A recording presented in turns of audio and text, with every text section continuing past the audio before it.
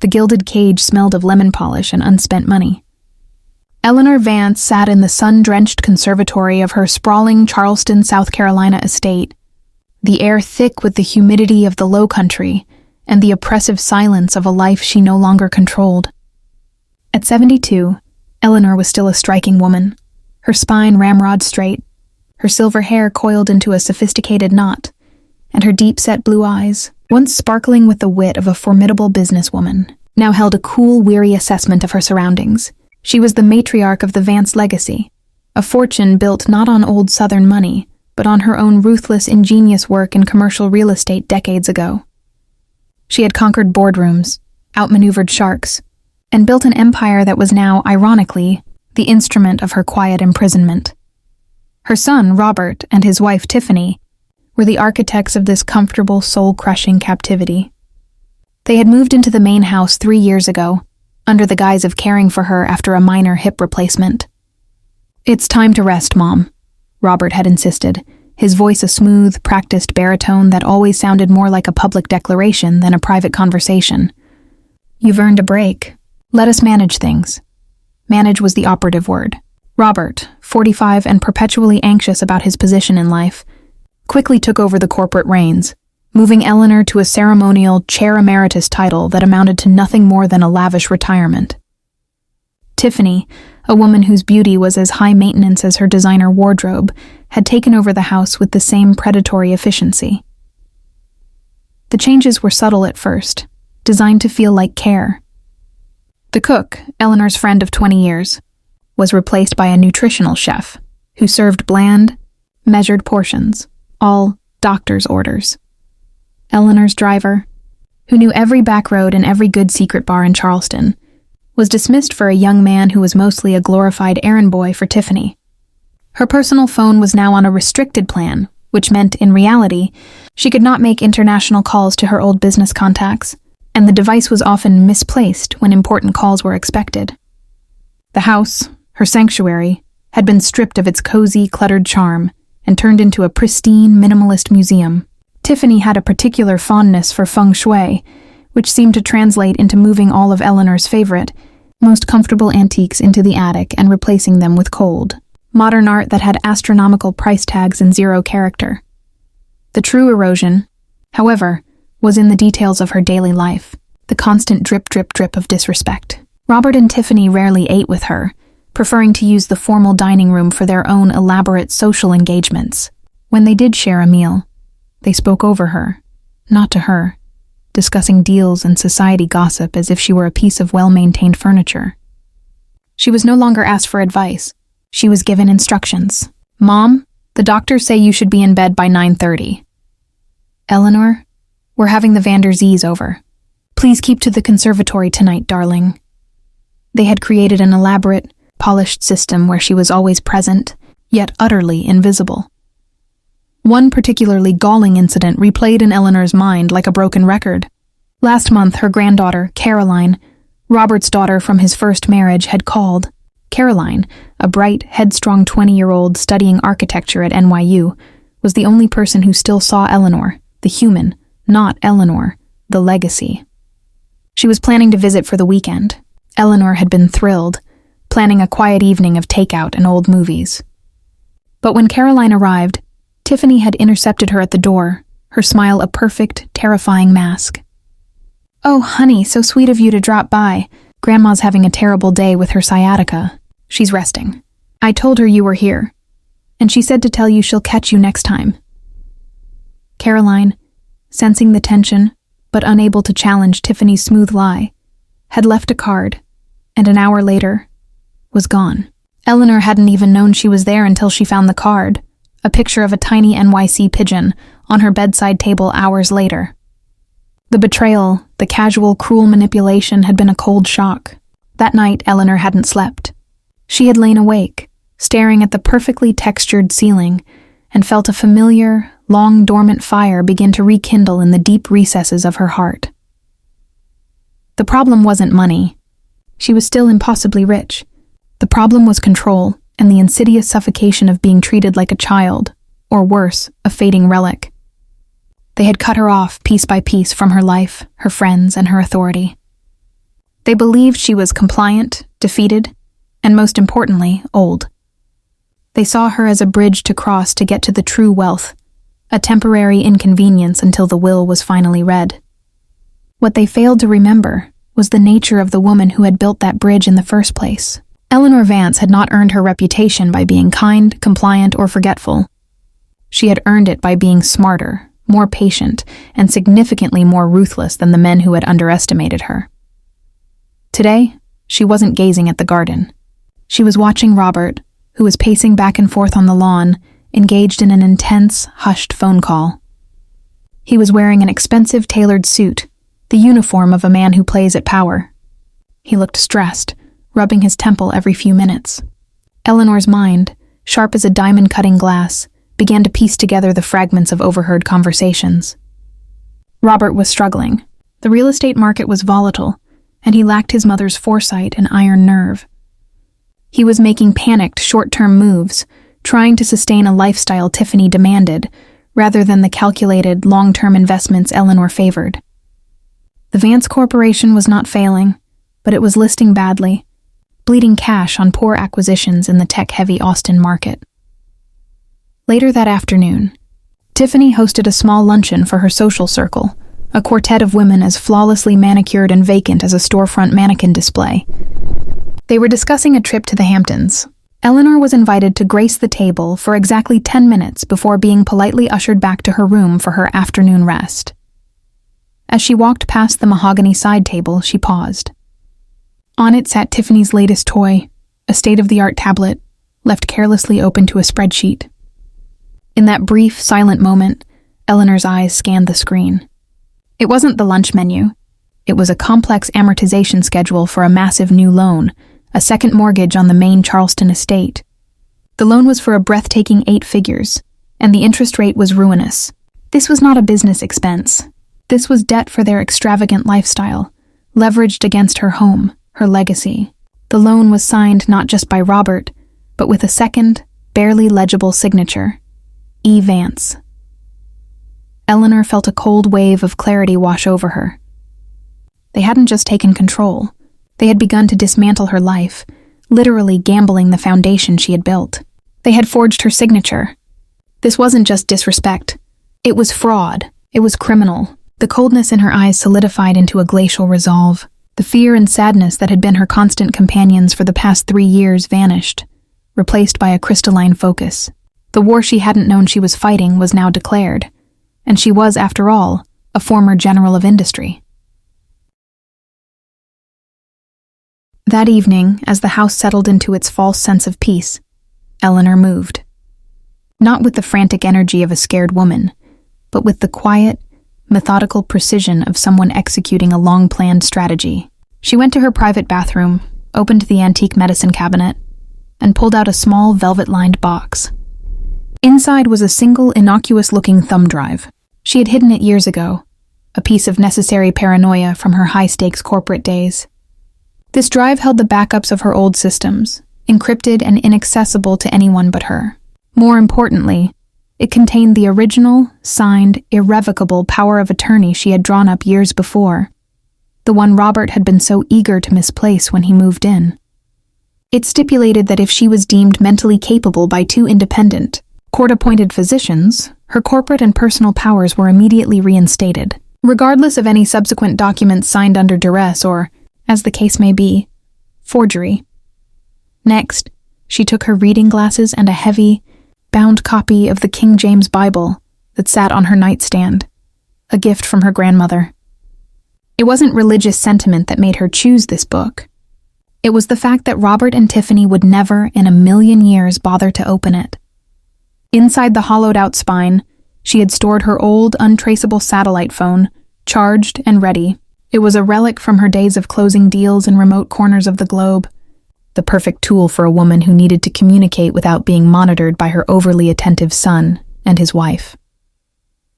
Sitting in her armchair, with the moonlight filtering through the French doors, Eleanor dialed a number she hadn't called in years. It was a private, encrypted line that rang in a small, discreet office in Manhattan.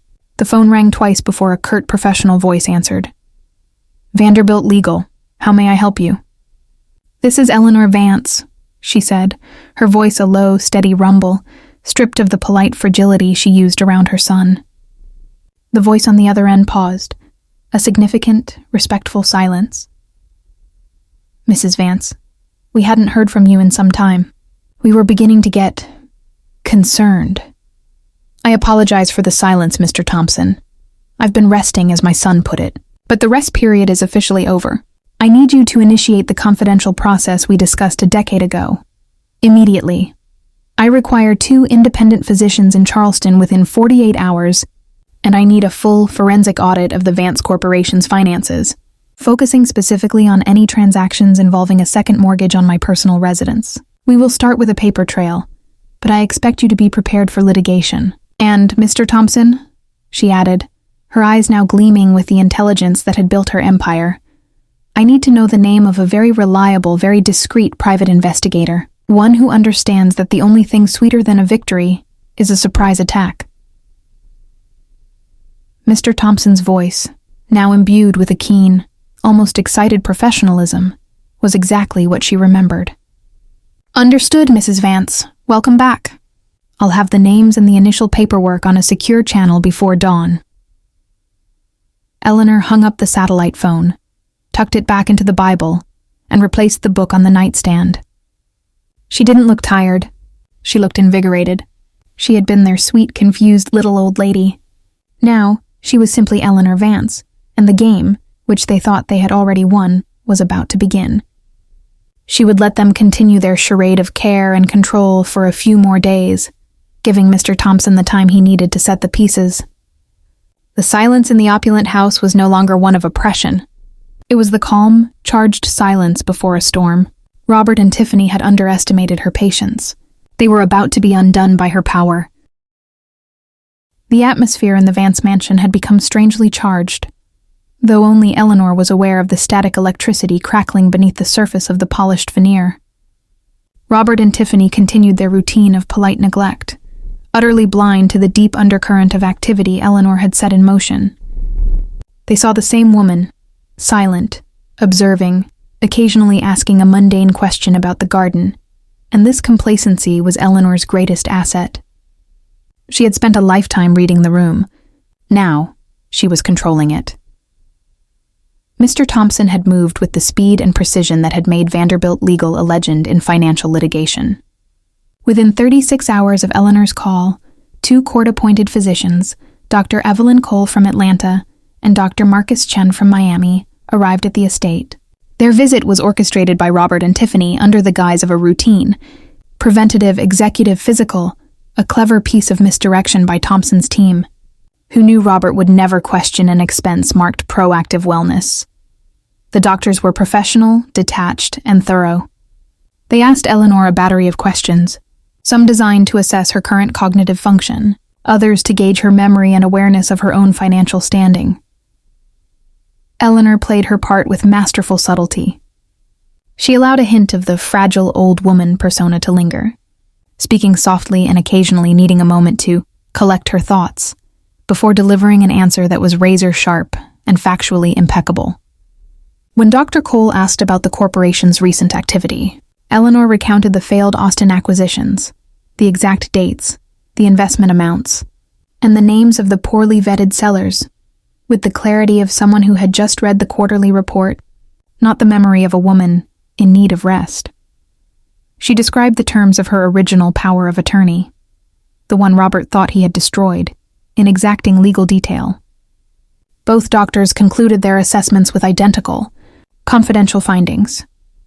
Eleanor Vance was in perfect mental health, acutely aware of her surroundings, and fully capable of managing her own legal and financial affairs. The signed affidavits were already en route to the appropriate South Carolina and corporate courts via secure courier. The first and most crucial lock on her cage was picked. The second piece of the puzzle arrived that evening, slipped beneath her bedroom door after the house was dark. It was a single unmarked white envelope containing a business card and a short, typewritten note. The card belonged to Elias Thorne, a private investigator based in New York City with a legendary reputation for being thorough, discreet, and expensive. The note simply read, "He's waiting for your contact on the secure line. Initial focus, the second mortgage." Eleanor waited until 3 a.m., when Robert's heavy footsteps finally ceased in the master suite across the hall. Using the satellite phone, she made the call. Elias Thorne's voice was deep, gravelly, and instantly reassuring. He had already reviewed the initial data Thompson's team provided: the bank's name, the date of the loan, and the amount. "Mrs. Vance," Thorne said without preamble, his voice barely a whisper through the secure connection. "The bank in question is not a primary lender. It's a boutique private equity firm. They specialize in high-interest, short-term, large-sum loans. Your son and daughter-in-law are clearly under extreme pressure. They used the main house as collateral for an astronomical sum, $15 million to be exact. The original mortgage holder wasn't even notified. That level of reckless behavior suggests panic." "And the signature, Mr. Thorne? The one they used to authorize the lien on my property?" "My initial analysis of the digital scan strongly suggests a forgery, Mrs. Vance. A good one, utilizing a digital signature template. But I've already contacted a forensic document expert. We'll need the original documents, but that's a job for the auditors. My job is more immediate. I need to know where that $15 million went. Not just where it landed, but where it flowed after it hit the corporate account. I suspect it's not all business." "I concur," Eleanor said, a cold edge entering her voice.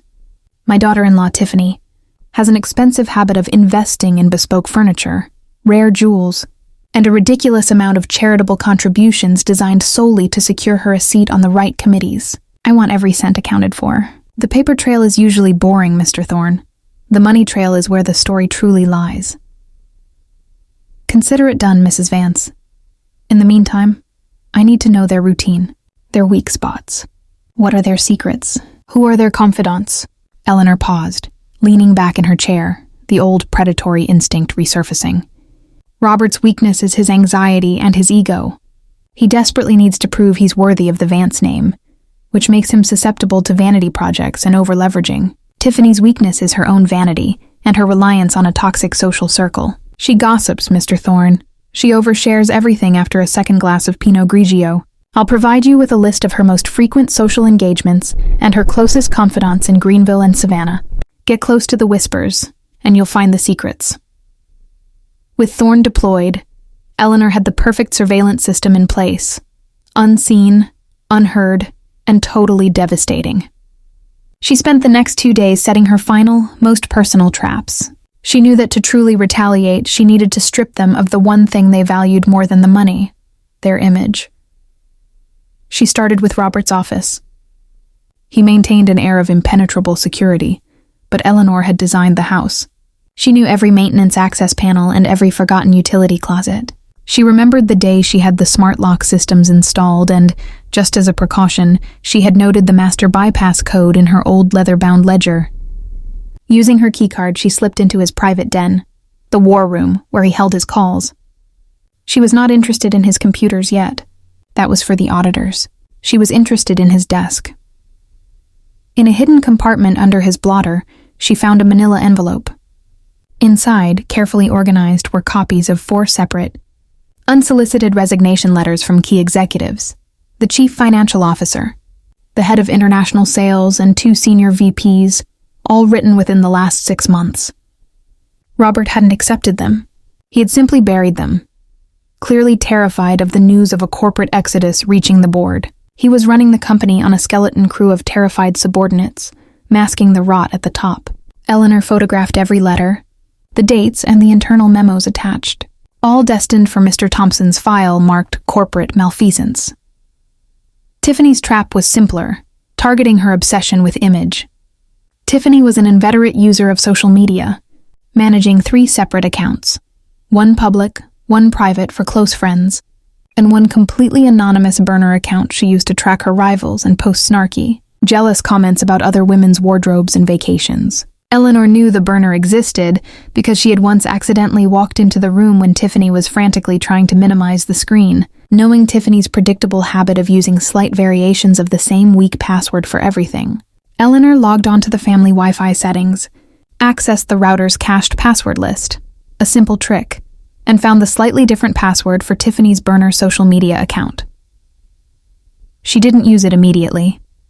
Instead, she copied and stored the credentials on the thumb drive. This account was not for business. It was for pleasure. It would be the weapon of mass destruction for Tiffany's social standing. She had built a pristine facade of Southern elegance. Eleanor was going to plaster the online evidence of her cruel and petty reality across every screen in Charleston. Back in the conservatory the next morning, Eleanor watched her unwitting targets. Robert was arguing with Tiffany about the budget for her trip to the Hamptons. "Robert, I need to be there for the charity auction," Tiffany insisted, her voice tight with entitlement. "It's about image. How is it going to look if the Vances aren't represented?" "It's going to look better than a margin call, Tiffany," Robert hissed back, scrubbing his hand over his face. He looked pale and haggard. The pressure was visibly mounting. Eleanor smiled faintly, a barely perceptible upturn of the corners of her mouth. The margin call, the demand from the private equity firm for immediate repayment or additional collateral, would be coming soon. She knew that Mr. Thompson had used his considerable influence to subtly plant seeds of doubt about Robert's collateral with the loan officers, accelerating their timeline. They were running out of rope, and Eleanor was about to give the entire spool a sharp tug. That afternoon, 2 new people arrived at the house, unannounced and without prior approval from Robert.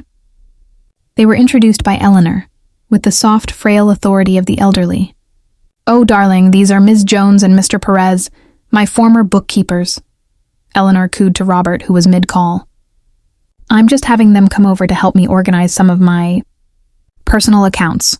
You know, tax forms, things I've forgotten. I want to make sure I'm doing my part not to burden you." Robert, trapped between his need to appear a dutiful son and his absolute terror of letting anyone look at the finances, could only stammer a weak protest. "Mom, you really shouldn't. The corporate finance team handles everything." "Oh, Robert, bless your heart. These are my personal accounts, dear. My old trusts. Separate property, of course. Just helping me file the little bits of income from my original ventures," Eleanor said, emphasizing the word original, with a glance that was both innocent and deeply knowing. Ms. Jones and Mr. Perez were not former bookkeepers. They were forensic auditors from a top firm, personally vetted by Thompson. They were polite, efficient, and most importantly, they had complete legal access to the house, the books, and any document Eleanor requested, provided they were acting on her personal behalf. They immediately set up shop in the library, a room Eleanor hadn't been allowed to use in 2 years, and began their slow, silent, and meticulous dismantling of Robert and Tiffany's financial lies, starting with the forged second mortgage documentation. As Eleanor watched the light click on in the library that evening, illuminating the 2 figures bent over ledgers and laptops, she felt a sense of immense, quiet satisfaction. The stage was set. The players were in place. She had moved from a defensive posture to a full, aggressive offensive. Robert and Tiffany believed they were dealing with the senility of an old woman. They were actually facing the methodical, calculating rage of the woman who had built the fortress they were now standing on, and she was about to pull the foundation out from under their polished shoes. They had taken her freedom. She was going to take their entire reality. The 3rd week of Eleanor's quiet offensive brought the first tremor of instability to the Vance household. The presence of Ms. Jones and Mr. Perez, the forensic auditors, had shifted from a minor inconvenience to a palpable source of anxiety for Robert. They worked silently in the library, their faces impassive, occasionally requesting a specific bank statement or a corporate ledger. Robert, desperate to maintain the illusion of control, tried to micromanage their every move, offering rambling, defensive explanations for every large expenditure. The auditors simply nodded, took the information, and continued their work. Their lack of reaction unnerved him more than any confrontation would have. The true hammer blow came via certified mail, addressed personally to Eleanor Vance. Robert intercepted it, as he did all of her important mail. But this envelope was different, heavy, formal, bearing the return address of Vanderbilt Legal, LLP. When Eleanor saw him tear open the envelope in the hallway, his face draining of color as he scanned the contents, she knew the affidavits had been filed. The letter was a legal notification, pursuant to the findings of 2 independent, court-appointed physicians. Eleanor Vance's original, irrevocable power of attorney, POA, was being immediately reinstated.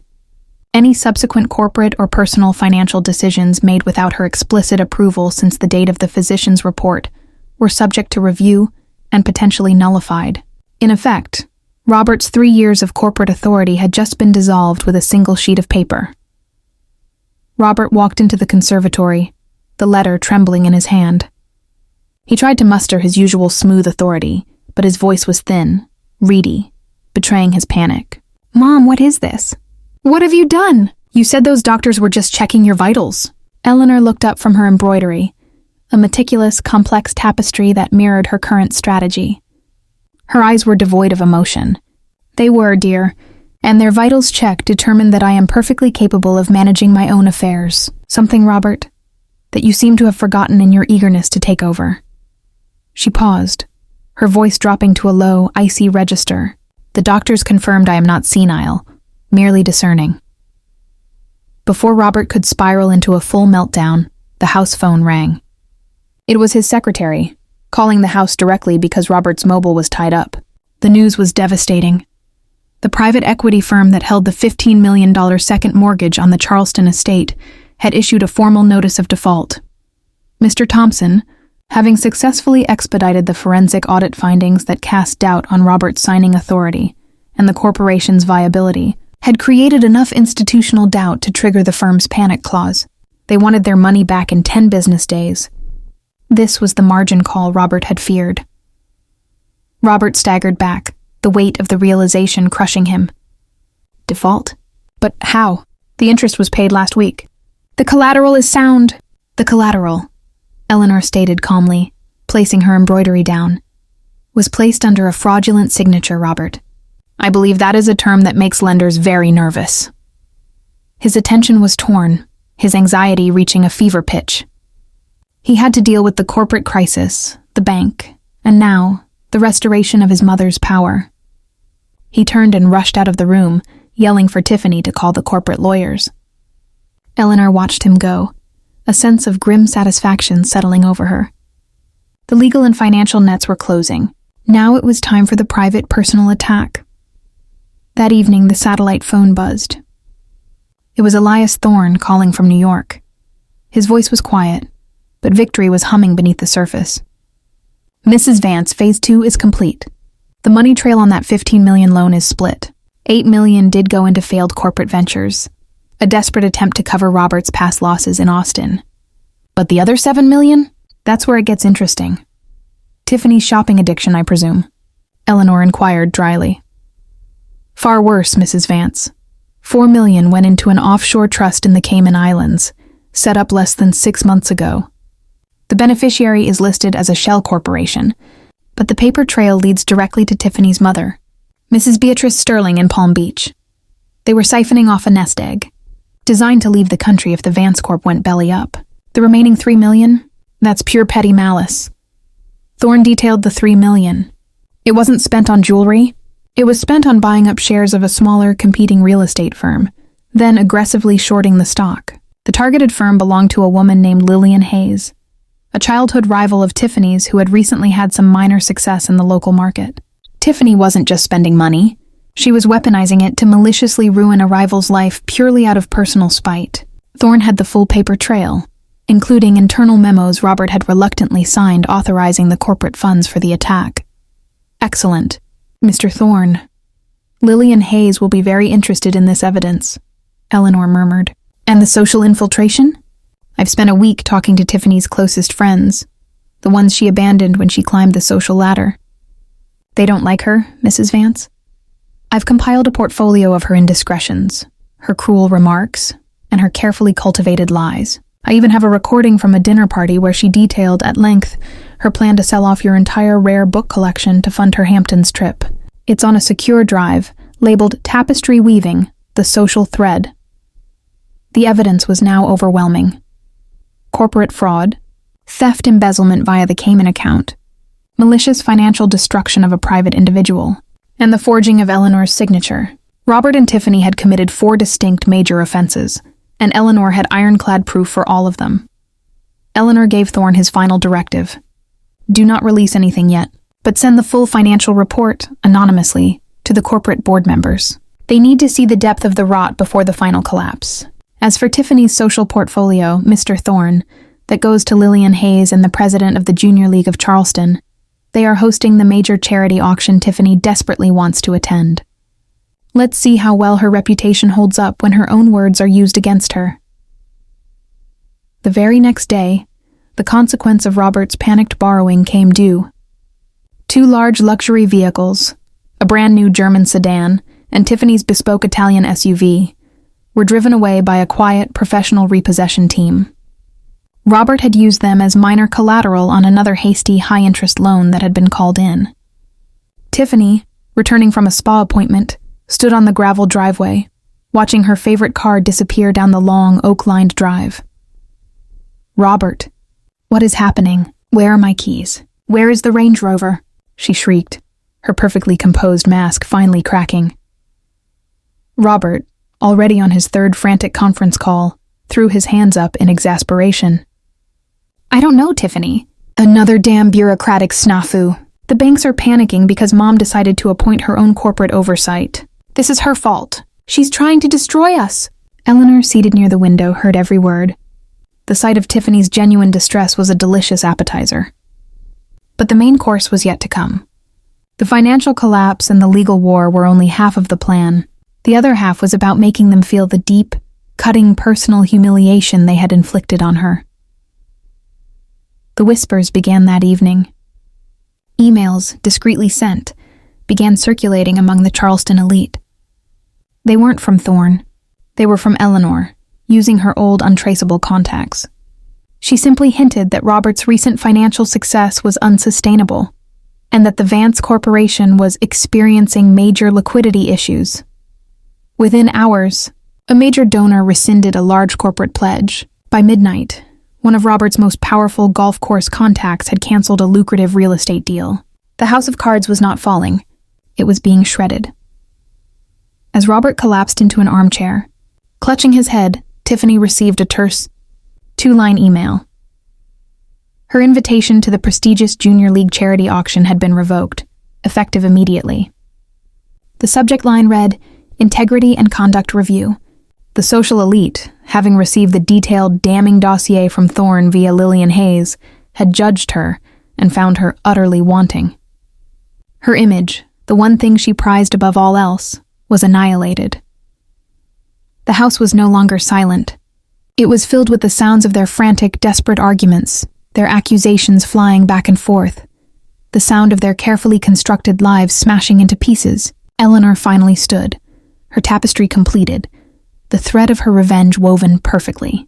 She walked into the living room, where they stood screaming at each other, and simply said, her voice clear and resonant, "The auditors have finished, Robert. They found everything. You and Tiffany have exactly 24 hours to move out of my house. Your personal belongings will be packed and shipped to a small furnished apartment in the Augusta area. I have already arranged for a modest living stipend, enough to keep you fed and housed, but nowhere near the level of comfort you have become accustomed to. Any resistance will be met with immediate criminal prosecution for fraud, forgery, and embezzlement. The choice is yours. Choose wisely." The next 24 hours in the Vance mansion were a tempest of shattered privilege and blinding rage. Robert and Tiffany did not spend the time packing. They spent it desperately trying to mount a counterattack. Robert immediately called his corporate counsel, a slick, expensive man named Mr. Reynolds, who had served him loyally, believing Robert was the true power. When Reynolds answered, however, his tone was distant, professional, and chillingly neutral. "Mr. Vance," Reynolds stated calmly, "I am afraid I can no longer represent you in this matter. Mrs. Vance has reinstated her full power of attorney, effective 3 days ago. Furthermore, the forensic auditors have presented a compelling body of evidence regarding the second mortgage and the unauthorized use of corporate funds. As the corporate attorney, my fiduciary duty is now solely to the CEO, which, as of this morning, is Mrs. Eleanor Vance. I advise you to retain private counsel immediately, as the corporate board is scheduled to vote on disciplinary action tomorrow." The sheer betrayal of it, the swift, complete pivot of every professional loyalty, sent Robert into a frenzy. He threw his phone against the marble wall, the screen shattering. The world he had inherited was crumbling before his eyes, and the irony was unbearable. He was being financially ruined by the very fortune he had tried to steal. Tiffany, meanwhile, was experiencing her own brand of social annihilation. Her phone was silent, a rare, terrifying occurrence. She tried calling her friends, the quartet of women she considered her inner circle, but every call went straight to voicemail. She drove, in a rented sedan, a deep personal shame, to the Junior League headquarters to demand an explanation for the auction revocation. She was met at the door by Lillian Hayes, the rival whose business Tiffany had tried to sabotage. Lillian's face was a mask of cold satisfaction. "Tiffany, darling," she said, her voice dripping with false sympathy. "We received the full report. You understand. The Junior League is about integrity, embezzlement, corporate fraud, and using charity funds for personal revenge. Well, it simply doesn't align with our charter. And trust me, dear, the gossip about the Cayman Islands Trust is already everywhere."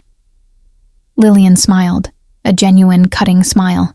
"You're done here, and thank you for the documents on your shorting scheme. They were very helpful in securing our own legal action against Robert." Tiffany stumbled back, realizing the depth of Eleanor's planning. This wasn't just about the money. Eleanor had weaponized Tiffany's own malice against her, turning her social arena into a hostile, unforgiving landscape. She had been exiled not just from the mansion, but from the entire society she had spent a decade fighting to dominate. As the afternoon wore on, their desperation turned to a final, reckless act of resistance. They decided to hide what little they could. They didn't have access to the corporate accounts, but they had access to the master suite and the hidden safes within. While Robert frantically tried to liquidate personal assets, art and jewelry that hadn't been secured as collateral, Tiffany began to empty the main safe. She took the remaining cash, a handful of family heirloom diamonds that Eleanor hadn't placed in the corporate trust, and most importantly, the original Vance family signet ring, the piece of jewelry that symbolized the lineage and authority. What they didn't know was that Elias Thorne, the private investigator, was not just collecting data. He was a master of security and countermeasures. Knowing they would attempt a desperate theft, Thorne had installed a tiny, imperceptible camera inside a smoke detector above the master safe on the day the auditors arrived. Eleanor was watching the live feed on a secure tablet while sipping tea in the conservatory.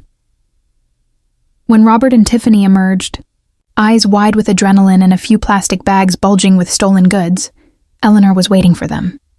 She stood by the front door, the embodiment of a vengeful, immovable force. "Put the bags down." "Children," Eleanor commanded, her voice not loud, but carrying the weight of unassailable authority.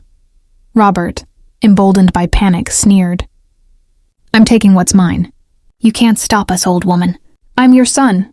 You forfeited the right to call yourself my son when you tried to financially crucify me," Eleanor retorted, her gaze fixed on the bulge in Tiffany's handbag. "I suggest you return the items. All of them. Including the signet ring, Tiffany." Tiffany froze, her jaw slackening. That ring was not inventoried. No one knew it was in the safe. How could she know? "I saw you take it, Tiffany," Eleanor explained gently, pointing a perfectly manicured finger towards the ceiling. "It's amazing what modern surveillance technology can pick up when installed discreetly.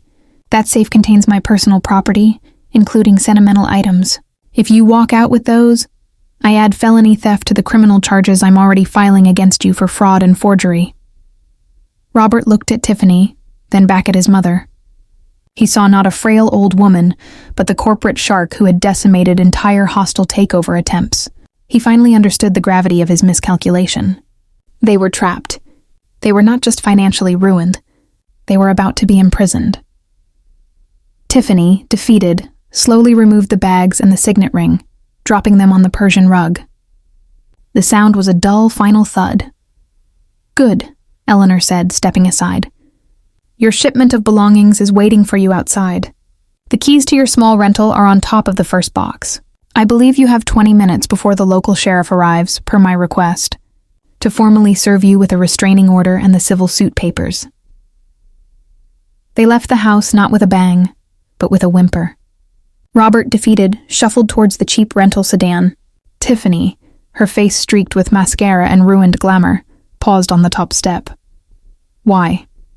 she whispered, the question laced with venomous confusion. "Why go through all this trouble?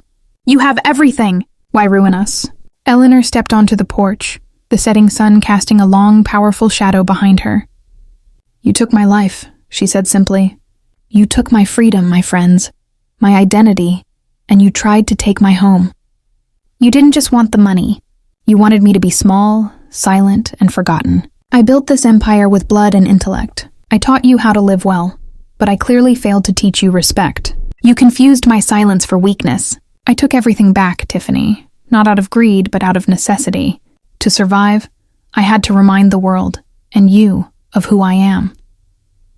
She stood there, watching them drive away, a disgraced, defeated couple in a borrowed car, heading for a life of mandatory modesty. The great gilded cage was finally empty. The days that followed were consumed by the meticulous work of restoration. Robert and Tiffany's names were scrubbed from all corporate documents. The forged mortgage was successfully litigated and dissolved. The Vance Corporation, under Eleanor's direct, brutal guidance, began the slow, painful process of recovering from Robert's reckless investments. The disgraced board members were forced into retirement. Eleanor reinstated her old cook, her old driver, and most importantly, began restoring her old friendships. Her granddaughter, Caroline, arrived a week later. Eleanor met her at the door, her eyes clear and happy. "Grandma, what happened?" "The news is saying Uncle Robert is being investigated, and Aunt Tiffany's name is everywhere." Eleanor smiled, a genuine warm smile that reached her eyes for the first time in years. "A little necessary spring cleaning, my dear. The house was suffering from an acute infestation of entitlement. Come in. I've ordered takeout, and we have a very long movie list to catch up on." The estate was no longer a museum. It was a home again. The silence was gone, replaced by the soft sounds of conversation, laughter, and the gentle ticking of the heirloom clock in the hall. Eleanor had won, but the victory felt bittersweet. She had secured her legacy, but she had lost a son to his own greed. The final realization was that revenge, while satisfying, required a strength she had hoped she would never need to wield again. Now, she faced the task of rebuilding, not just her company, but her own life, knowing that the ghost of the family she had to destroy would always linger in the halls of the house she saved. The air in the Vance Corporation headquarters in downtown Charleston felt different. Crisp, focused, and humming with a nervous energy that hadn't been present for years. Eleanor had moved out of the ceremonial emeritus office and back into her sprawling corner suite, the one she had personally designed 3 decades ago. The room, with its panoramic view of the harbor, was her throne, and she was once again its undisputed queen. Her return was not just a change in leadership. It was a corporate cleansing. The first month was dedicated to excision. The 4 executives who had previously submitted their resignations, realizing Robert had buried them, were immediately rehired with significant compensation packages. Their loyalty was now firmly and solely tied to Eleanor. Every new hire Robert had made was scrutinized and, in most cases, dismissed. The corporate board, humbled and terrified by the swiftness of Eleanor's takeover and the damning evidence of Robert's fraud, voted unanimously to grant her absolute executive authority for the next 18 months to stabilize the company. Eleanor was relentless. She slashed the unprofitable Austin projects, taking the immediate, painful loss to stop the bleeding. She initiated a new venture capital fund focused on sustainable redevelopment in the Lowcountry, a move that was calculated, ethical, and critically, politically popular. She worked 18-hour days, her mental acuity sharper than any of her younger staff. She had spent 3 years being treated like a museum piece. Now she moved with the speed and precision of a predator starved of a challenge. She proved once again that the Vance Corporation was not a legacy company. It was a company built and run by her singular, formidable will. The most personal act of corporate reconstruction involved her granddaughter, Caroline. Caroline had extended her stay in Charleston, ostensibly to help her grandmother settle in. Eleanor saw in Caroline the same sharp intellect and rebellious spirit she herself possessed. She brought Caroline into the corporate suite, not as a decorative family member, but as her executive assistant for special projects. "You will not fetch coffee, Caroline," Eleanor instructed during their first meeting. "You will sit in every meeting, listen to every deal, and you will read every contract. You are studying architecture, but I am teaching you how to build a corporate empire. You need to understand that bricks and mortar are useless without the capital to finance them. Watch, listen, and question everything. This is your inheritance, not a guaranteed handout." Caroline, invigorated by the challenge and the genuine respect in her grandmother's eyes, absorbed the lessons like a sponge. She helped Eleanor redesign the corporate charter, ensuring that future leadership transitions were transparent and merit-based, not simply handed down to the next anxious male heir. Eleanor was subtly, brilliantly grooming her successor, cementing the true legacy she intended to leave. Meanwhile, a few hundred miles away in their small, furnished apartment in Augusta, Georgia, Robert and Tiffany were living a new kind of hell. The apartment was clean and functional, but the forced modesty was a daily torment. Robert, stripped of his corporate title, his driver, and his personal funds, was a ghost of his former self. His anxiety had spiraled into full-blown paranoia. He spent his days fighting with the private attorney he had managed to retain, a low-cost, desperate lawyer who was already overwhelmed by the avalanche of litigation from Vanderbilt Legal.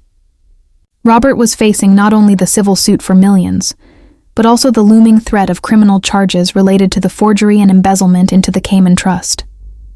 The constant threat of prison had broken his ego. He couldn't understand how his mother, the woman he had dismissed as a mild inconvenience, had executed such a devastating, comprehensive destruction of his life. Tiffany's humiliation was purely social, and even more corrosive. Her forced isolation was a brutal punishment. She had nothing to do but watch her former life from a distance. The Charleston social pages, the very ones she used to dominate, were now filled with glowing reports of Eleanor's philanthropy and her grand events, which often featured the newly charming and sophisticated Caroline.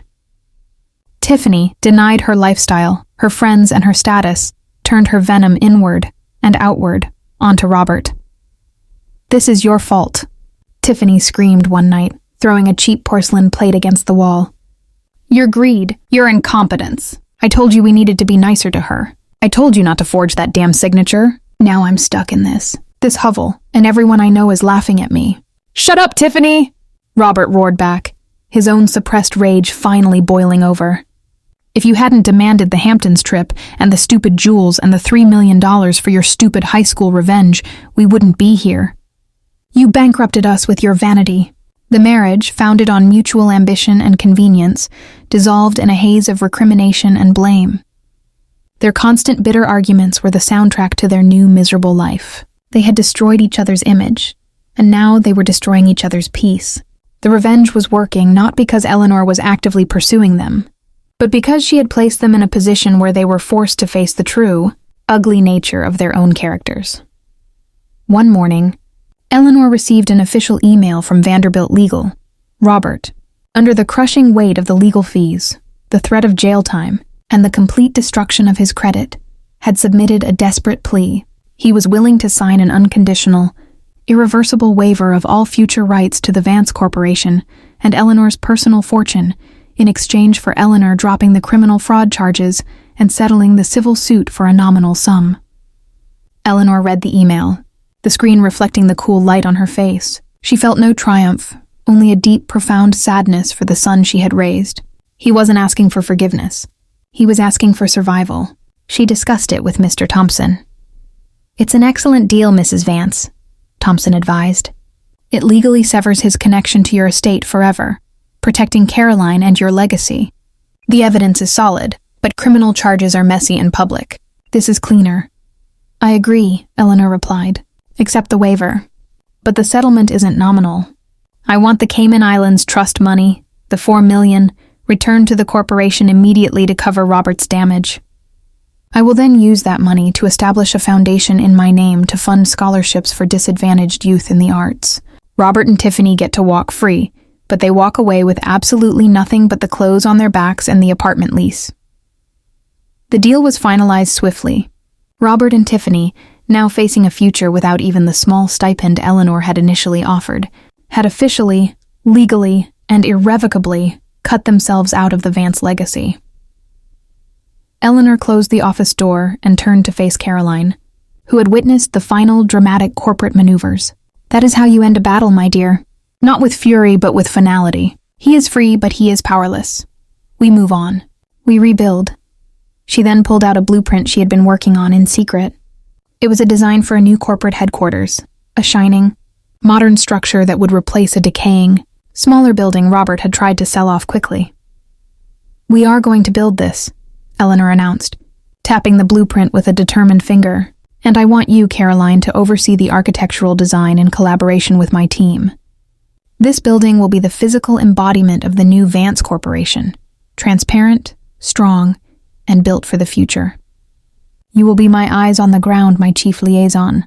Are you up to the task?" Caroline looked at the complex plans, then at her grandmother, a woman who had just navigated a brutal corporate war and won everything back. "I am, Grandma," she said, her voice steady and echoing Eleanor's own resolve. "I am absolutely up to the task." The future was no longer about the shadows of the past or the venom of revenge. It was about building a new company, a new legacy, and a new unbreakable bond between the matriarch and her chosen successor. Eleanor had reclaimed her throne, and now she was setting her sights on ensuring the kingdom would last for generations. The ultimate revenge wasn't in their downfall. It was in her continued, undeniable triumph. 2 years passed. The old mansion, no longer burdened by the toxicity of resentment and fear, settled into a peaceful, purposeful existence. The scent of lemon polish was replaced by the aroma of home-cooked meals prepared by Eleanor's reinstated cook, and the silence was filled with the animated discussions between Eleanor and Caroline. The new Vance corporate tower, designed with Caroline's visionary input, a sleek, sustainable structure of glass and reclaimed wood that symbolized transparency and resilience, was nearing completion in Charlotte, North Carolina, marking a strategic expansion beyond Charleston. Eleanor had engineered a complete corporate rebirth, selling off volatile assets and refocusing on long-term ethical real estate development. The corporate coffers were not just full. They were stronger, steadier, and cleaner than they had ever been under Robert's erratic management. Eleanor was 74, and the years of stress and isolation seemed to have melted away. She was vibrant, her wit sharp, and her presence in the boardroom was legendary. She had found a genuine joy in mentoring Caroline, seeing her own ambition refined and channeled through her granddaughter's fresh perspective. Caroline, having graduated early and now fully immersed in the business, was the clear, universally accepted successor. The legacy was secured, entrusted not to a name, but to the right intellect. One quiet Tuesday evening, Eleanor sat on the porch, watching the tide roll in. Elias Thorne, the private investigator who had become an unexpected, trusted confidant, sat across from her. He was delivering his final report, not on corporate fraud, but on the personal aftermath. "They're finished, Mrs. Vance," Thorne reported quietly. "Robert and Tiffany. They didn't adjust to the reduced circumstances. The stress of the financial ruin, the lack of status, and the endless blaming finally shredded what little foundation their marriage had." Thorne confirmed that 3 months ago, Tiffany had filed for divorce in Augusta. She cited irreconcilable differences, but the real cause was the complete evaporation of Robert's status and her own social capital. She had left the modest apartment, taking the few remaining pieces of jewelry she had managed to hide. She was now living with her estranged mother in Palm Beach, Florida, trying desperately to use her old connections to find work. But the rumors from Charleston had followed her like a persistent shadow. Her life was defined by the shame of what she had lost. "And Robert?" Eleanor asked, her voice calm. "Robert is alone," Thorne said. "He defaulted on the lease for the Augusta apartment and moved into a cheap single room. He's doing some low-level real estate work, commission-based, mostly cold calling for a cut-rate brokerage. His health is poor. He drinks too much. He is constantly looking over his shoulder, still terrified of being arrested. The psychological impact of losing everything he felt entitled to was profound. He is, to be blunt, completely broken." Eleanor absorbed the information without flinching. She had won complete victory. Robert and Tiffany had paid the ultimate price for their avarice and cruelty, not prison, but a life without the wealth and status they had valued above all else. They were free, but they were confined by their own failures. "Do they ever ask about me?" Eleanor wondered aloud. "Never directly," Thorne confirmed. "But Robert's attorney often asks Thompson if there's any chance of a small loan, a gesture of goodwill. Thompson tells them your instructions are clear. The debt is paid. The accounts are closed." "There are no handouts." Eleanor nodded. She had provided them the means for a modest, honest life through the apartment and the legal waiver. They had chosen to destroy even that small lifeline through self-sabotage and mutual destruction. Her obligation as a mother was over. Her duty as the protector of her legacy was paramount. A few months later, the final symbolic act of the whole saga took place. Eleanor liquidated the funds recovered from the Cayman Islands Trust, the $4 million Tiffany and Robert had secretly embezzled. She fulfilled her promise and established the Eleanor Vance Arts and Architecture Scholarship Fund, dedicated to helping low-income students attend university, specifically focusing on girls in STEM and the arts. The official launch party was held at the newly completed Vance Tower, a magnificent affair that officially marked the beginning of the company's new era. During her speech, Eleanor raised a glass, her eyes scanning the room, landing on Caroline, who stood tall and proud at her side. "For 3 years," Eleanor announced to the assembled corporate leaders and civic dignitaries, her voice ringing with clarity, "I was made to feel that my life was over, that my contribution was finished. I learned a profound lesson, that when you build something with passion and integrity, it has a right to be defended. It is not just property, it is a promise to the future." She concluded with a toast, her gaze momentarily distant, a final acknowledgement of the difficult path she had walked. "To the future, and to the enduring strength of knowing who you are, even when others try to tell you who you are not." Eleanor never saw Robert or Tiffany again. She spent her final decades traveling with Caroline, teaching her the intricacies of international finance and attending board meetings, a true engaged matriarch until the very end. Her final will was simple and unambiguous. The entirety of the Vance Corporation and her personal estate was left to Caroline, with provisions for the ongoing scholarship fund. Robert's name was not mentioned. The ultimate revenge was not the temporary humiliation or the financial ruin, but the total, permanent erasure. Eleanor Vance had demonstrated that the most devastating power is the power to choose who is remembered and who is forgotten. She secured her own immortality through her achievements and her chosen heir, while the son and his wife who sought to bury her were themselves relegated to the forgotten, bitter footnotes of a life they were too greedy and too small to keep. Eleanor died peacefully in her own bed, in the house she had saved, surrounded by the quiet hum of a perfectly managed empire, her legacy intact, her mind finally, truly at rest.